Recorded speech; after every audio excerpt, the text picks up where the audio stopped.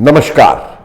औशु की इस व्याख्यान श्रृंखला में आपका स्वागत है और आज हमारी चर्चा का विषय है कि किस प्रकार से गांधीवादी नीतियों ने और गांधी जी के कारनामों ने मुस्लिम सांप्रदायिकता को प्रबलता प्रदान की, उसको इतना बल प्रदान किया कि जिन्ना पाकिस्तान तक को ले बैठे अंग्रेज़ों से।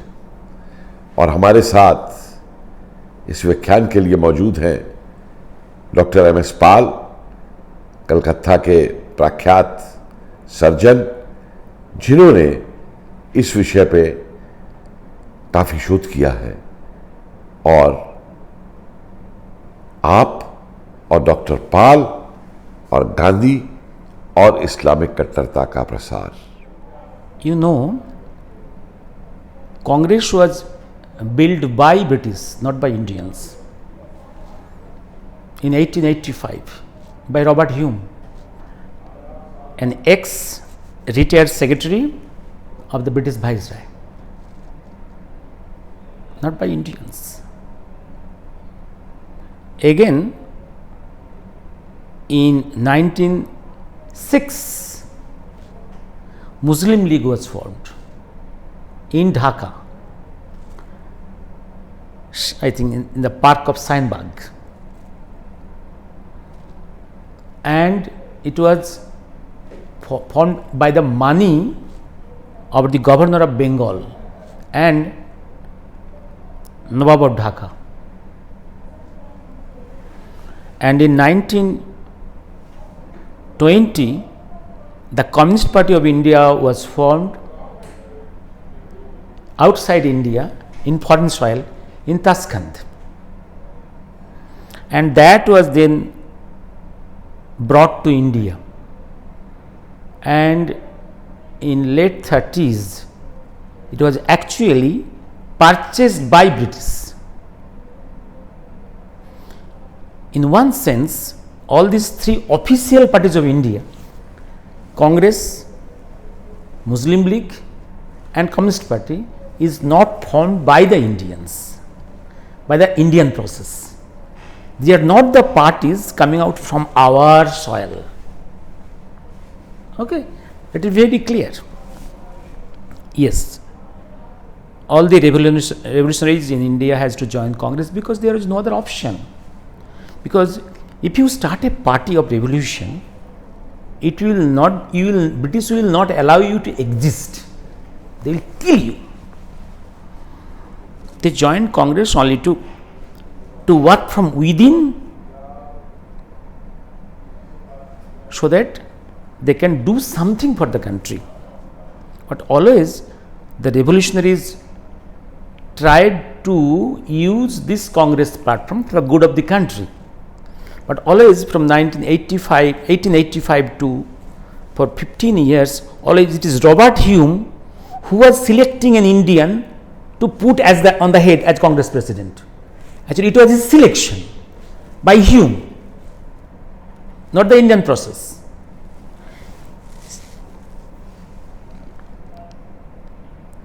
By that I want to mean, British was very intelligent to create all these three official political parties in India, whereby they were controlling the whole political process.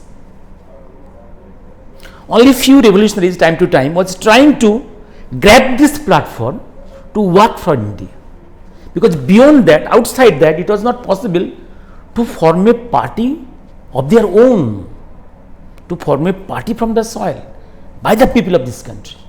They will just kill.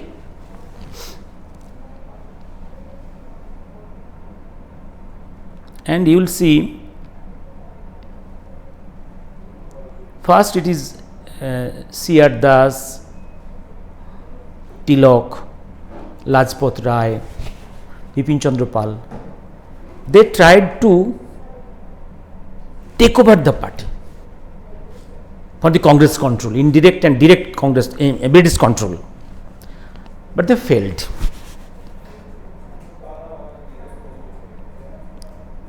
In 1914, you see, when the first Great War was started, Gandhi was in South Africa.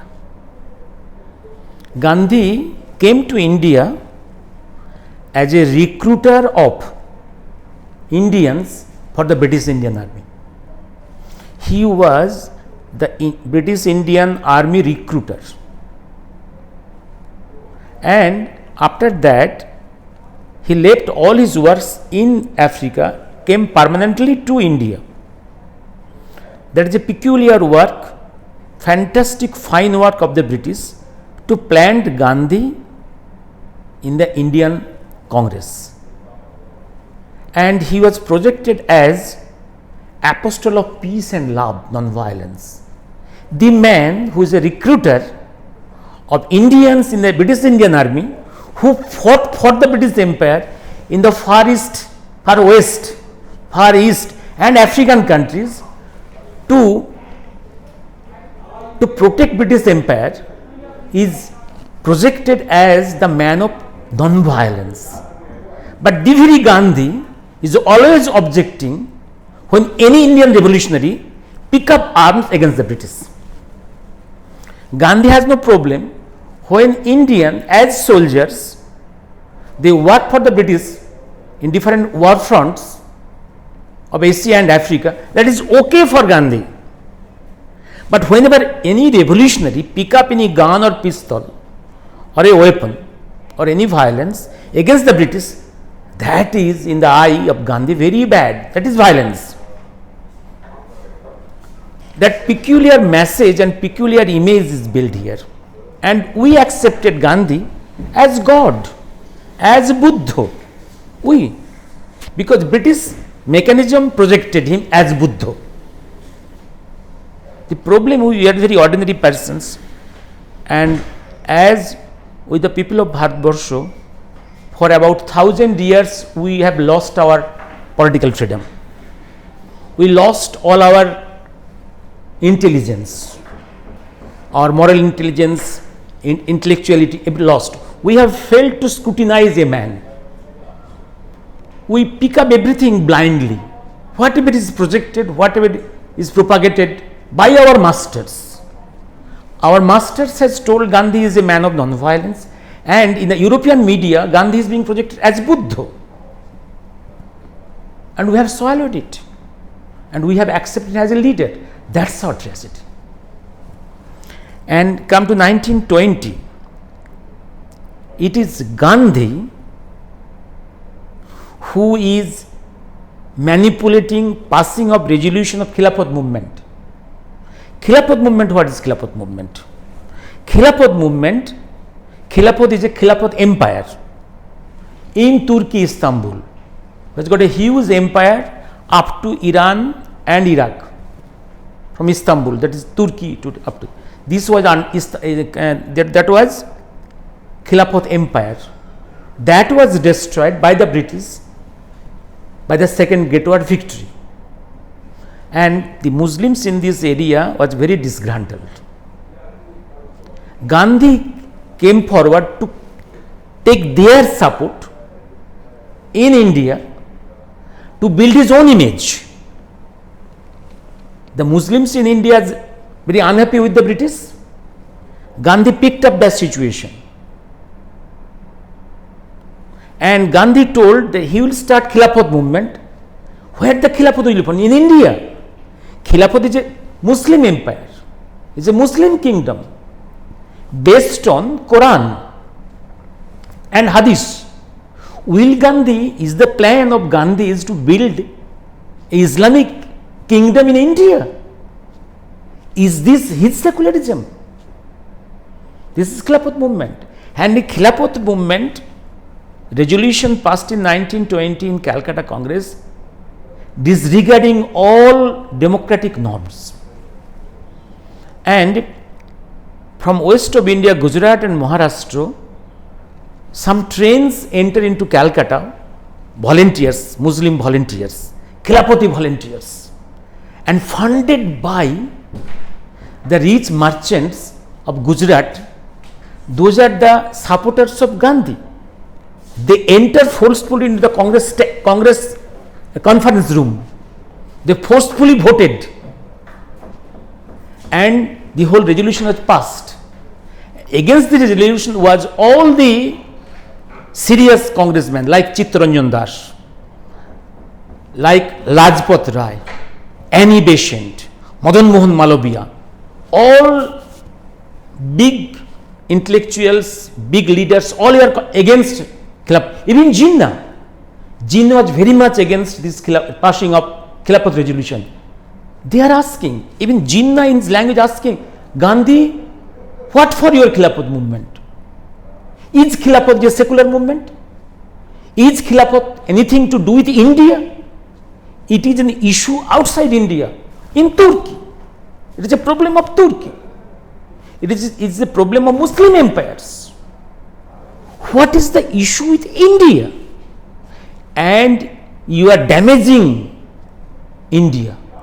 You are creating a canal, inviting a crocodile, hungry crocodile into Indian soil. You are damaging the secular fabric of the Congress platform. You are damaging secularism. And in this way, it is Gandhi who became actually the number one soldier of Muslim League to propagate Islamic the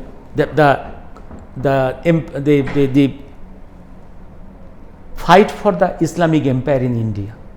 Even the British high officers at that time, one ex-viceroy wrote in his diaries that Gandhi, by bringing this Khilafat movement, is actually inviting a pan-Islam into Indian soil.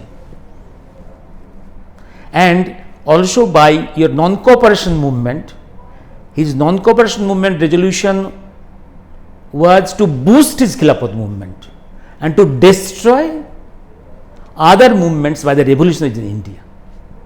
And in that way, Gandhi is the first Muslim League leader, much before Jinnah. Jinnah was a much secular man, much rational person. And then in 1937 in all the states of India, British states, there was election as per 1935 British India Act. And in some states, Congress got the absolute majority, and in some state, they did not get the absolute majority. Bengal was such a peculiar situation, joint Bengal. There are three parties. One is Congress, largest party, but not the absolute majority, Muslim League, and one of Krishak Praja Party, KPP, Krishak Praja Party. And there was the leader of the Krishak Praja Party, Fazle Haq, and both brothers, that is Sharad Bose and Subhas Bose, has got very good relation. There was an understanding that they will form the joint government, KPP, Fazle Haq and Congress, Bengal Congress, so that the Muslim League is out of power. But that attempt was throttled by Gandhi Nehru under the advice of Bidla and Abul Kalam Azad. Actually, that failure of forming a joint government, Congress and KPP in Bengal, created a way for the Muslim League to come to power in Bengal. That gave the test of political power to the tongue of Muslim League, and that created a process of subsequent division of India. In that way, again I will tell, as you told, Gandhi is the greatest, biggest weapon for the Muslim League. There is no other person who has helped so much the Muslim League in his getting two Pakistans from within the body of Bharatvarsha. It is Gandhi who is number one creator of Pakistans. He is a more notorious man than that Jinnah. Actually, Gandhi did it under the advice of British. Jinnah's subsequent life is a very bad man, I no doubt. But when Jinnah went to Muslim League, when Jinnah was being tortured, politically humiliated in different times, can you imagine? Jinnah was never made Congress president. And if you go to 20s, at that time, Jinnah's image is as high as C.R. Das in Bengal and Gandhi on West India. They are the tall words. C.R. Das, Jinnah, Gandhi. And Jinnah was never made Congress president. Not in that. Not even the state president. Because Jinnah was a very successful man as barrister. Very successful man. C.R. Das was a very successful barrister. C.R. Das, Jinnah, and Gandhi and Nehru was briefless barristers, you know. Unsuccessful man. They are very much, both Gandhi and Nehru was jealous about Jinnah and C.R. Das. They are very successful, very broad-minded, very articulated, very methodical, with roots, with plans in mind. And this Jinnah, this Gandhi and Nehru was afraid of Jinnah and C.R. Das. They wanted to eliminate these persons from Congress, and they are successful. Actually, one time there is a conspiracy between, in 1924, a conspiracy between between Gandhi and two Nehrus to hand over, and Gandhi is giving proposal to senior Nehru Motilal, if he distance himself from C.R. Das, the whole Congress will be handed over to the Nehrus step by step. And you know, Motilal Nehru was in the party of C.R. Das, that is OUSRHH party. OUSRHH party has a grand plan. Grand plan in Bengal, what OUSRHH party did, he extended the non-cooperation on the public plane to the assembly. He was fighting British outside in the public plane, in streets, non-cooperation with the British, but by OUSRHH party, by fighting in the assembly against the British proposals, there is also non-cooperation, extension into the assembly plane, that was the OUSRHH party plane. And in the Central Assembly, Delhi, C.R. Das planned, C.R. Das and Jinnah planned that. At that time, Central Assembly was composed of elected members from the states, elected representatives, and the Viceroy is dozens of representatives, that is nominated representatives. Nominated representatives, about 30-40 nominated representatives by the Viceroy, the Central Assembly, and elected representatives from the states. If the representatives of the OUSRHH Dal, that is C.R. Das, and Jinnah, under Jinnah, some independent representatives, if they create a common front, they can easily defeat any proposal, any law proposed by the Viceroy in the Central Assembly. By that way, they can defeat passing of any law in the Central Assembly. That is also one way of non-cooperation. What C.R. Das was doing in the Bengal, he was fighting in the streets, non-cooperation. Also inside the assembly, defeating all resolutions of the governor inside the assembly. There is another non-cooperation. But Gandhi objected to that. Gandhi wanted this non-cooperation on the streets, but not that non-cooperation in the state assembly and in the central assembly. That is the problem. And he advised Motilal Nehru to come out from the fold of OUSRHH Dal, C.R. Das, and that was a conspiracy of togetherness, two Nehrus and Gandhi. And you see, gradually one time Jinnah was out of Congress, C.R. Das premature death, Subhash Bose exiled. In this way, a huge conspiracy, the whole Congress came to the hands of Nehru. And gradually, the Islamic fundamentalism grew day by day. Even you will be astonished to know that You know, our historians know, our public know that in 47 partition plan is being executed, and many historians, popular perceptions, Gandhi never agreed to partition. That is a wrong perception, wrong history. Actually, Gandhi agreed to partition in 1944 secretly. This is very sacred process.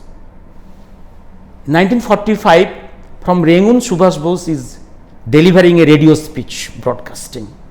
Gandhi has already agreed to partition of India, agreed to Pakistan, his radio speech. And Gandhi was making drama outside, telling India will be partitioned on my dead body. I will not support it, I will not agree to it. India will be partitioned on my dead body. I will sacrifice my life. Actually, he is the planner, number one executor of the British plan of India partition. Jinnah is a subsequent character. Jinnah, after being humiliated to a large extent, left Congress, joined Muslim League. Actually, what I tell about Jinnah wanted to take revenge on Gandhi and Nehru. But unfortunately, Jinnah took the revenge on the people of the whole subcontinent, whole Bharatvarsha. That's his tragedy. He wanted to take revenge on Gandhi and Nehru, but joining Muslim League. But tragically, he's a tragic hero. He took revenge on the whole subcontinent, whole Bharatvarsha. Whole Bharatvarsha means his Muslim brothers also. By partition, millions of Hindus have been tortured, killed, raped, mothers. Also Muslim brothers have been. By getting Pakistan, east and west to Pakistan, Muslims are not happy in this subcontinent. They are also suffering. Partition of Bengal, India is a butchery on the whole body of Bharatvarsha, including all religious groups, all geographical areas. Even by partition, the states which are not partitioned also has suffered. Your Delhi has suffered. Your Bihar has suffered. Your Maharashtra has suffered. Whole body of Bharatvarsha has suffered. In last few centuries, it is the ghastliest injury the body of Bharatvarsha. And that partition has created human transmigration of crores of refugees. Such a massive refugee problem has created nowhere in the world. It's a man-made creation. And millions have been butchered, killed. Millions mothers and sisters have been raped. Nowhere. It's a human tragedy. And if you tell me who are the creators of it, it is the British. It is Gandhi. Yes, it is Muslim League. And if you individually, if you want to criminalize one thing, it is Gandhi and Nehru. And this Gandhi Nehru, for their personal gains,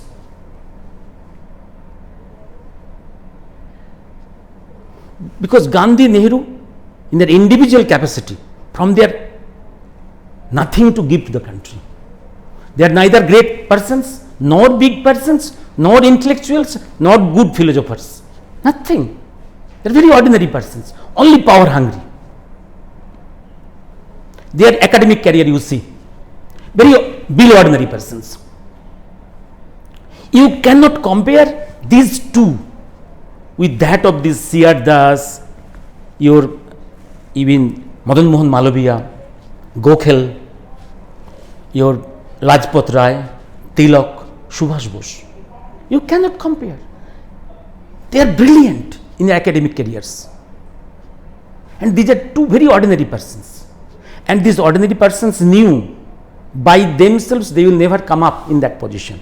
They want some help, and that help came from the British. And there was a mutual give and take. British helped them to go up to that position, and those as agents helped British to execute the British plans in India. They give mutual give and take. That's our tragedy.